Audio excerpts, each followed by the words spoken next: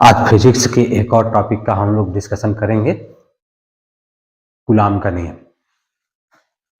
English में भी इसको कूलाम्स लॉ कहते हैं।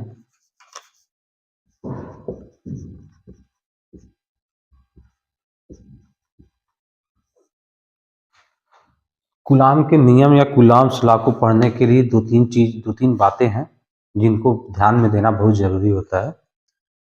एक तो ये कूलाम का नियम दो आवेशों के बीच बल लगाने के लिए किया जाता है, और दूसरा चीज कि कूलाम के नियम में जिन दो आवेशों के बीच बल लगाया जाता है उनके गुणनफल लेते हैं। और तीसरी जो इंपॉर्टेंट चीज आती है वो होती है दोनों आवेशों के बीच की दूरी। जैसे इसको देखते हैं, समझते हैं इसको। जैसे कि अगर हमें दो बिंदु आवेश दिया हुआ है, पॉइंट चार्ज दिया गया है, जिस एक Q1 है दूसरा Q2 है। अभी हमें इससे कोई मतलब नहीं है कि ये धनावेश है ऋणावेश है क्या है, ये आगे अभी डिस्कस कर लेंगे हम। लेकिन हमें शुरू में ये जानना है कि अगर दो बिंदु आवेश है, टू पॉइंट चार्जेज हैं, तो ये पॉइंट चार्ज इस पे कुछ ना कुछ बल लगाएगा और ये पॉइंट चार्ज भी इस पे कुछ ना कुछ बल लगाएगा। यानी इन दोनों आवेशों के, इन दोनों चार्जेस के बीच में कोई ना कोई बल लगेगा। यही बल को निकालने के लिए कूलाम ने अपना एक नियम दिया था।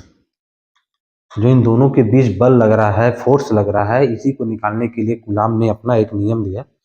उस नियम के अनुसार अगर दो पॉइंट चार्ज है Q1 और Q2, तो कूलाम के नियम में दो लाइनें हैं, बहुत ध्यान से जानना है कि कूलाम ने ये बताया कि दो आवेशों के बीच लगने वाला बल उन दोनों आवेशों के गुणनफल के अनुक्रमानुपाती होता है। यानी कि मल्टीप्लीकेशन ऑफ बोथ द आवेश, यानी कि क्या है, प्रोपोर्शनल है किसके, मल्टीप्लीकेशन ऑफ बोथ आवेश।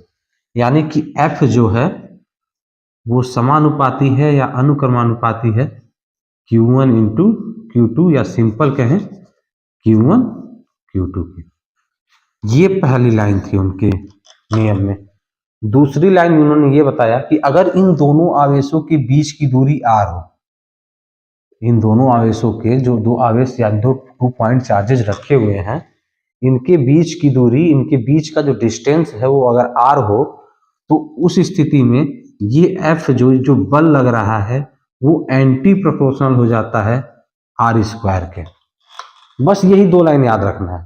इन दोनों को जब हम आपस में मिलाते हैं, इन दोनों को, तो हमें मिल जाता है F जो हो जाता है प्रोपोर्शनल होता है Q1 Q2 बटे r स्क्वायर, या Q1 Q2 upon r square के। अब हम लोग जानते हैं कि अगर हम कहीं से भी प्रोपोर्शनल का या समानुपात का चिन्ह हटाते हैं, तो वहां पे एक नियतांक आता है, एक कांस्टेंट आता है। यहाँ पे जो कांस्टेंट आता है वो होता है k, यानी कि F बराबर हो जाता है k Q1 Q2 बट्टे r स्क्वायर। यही कूलाम का नियम है। यहाँ पे k की वैल्यू, यहाँ पे जो कांस्टेंट आया है k, इसकी वैल्यू होती है 1/4 पाई एप्सिलॉन नॉट कैपिटल के।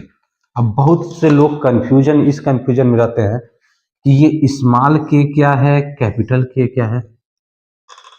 ठीक है, तो स्मॉल के और कैपिटल के में ये अंतर है कि ये स्मॉल के लिखा गया है, ये इस प्रोपोर्शनल के चिन्ह को हटाने के बाद जो नियतांक आया है वो है।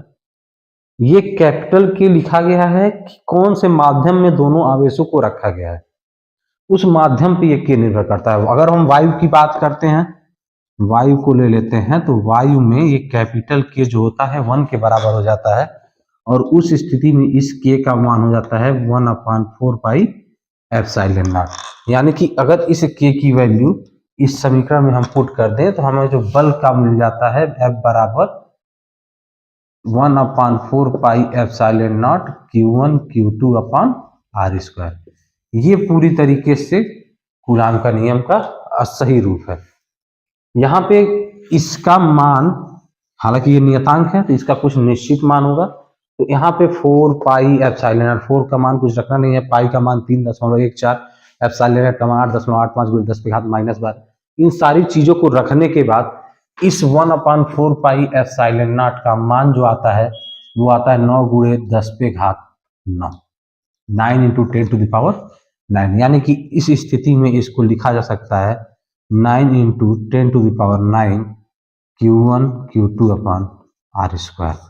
ये कूलाम का नियम है।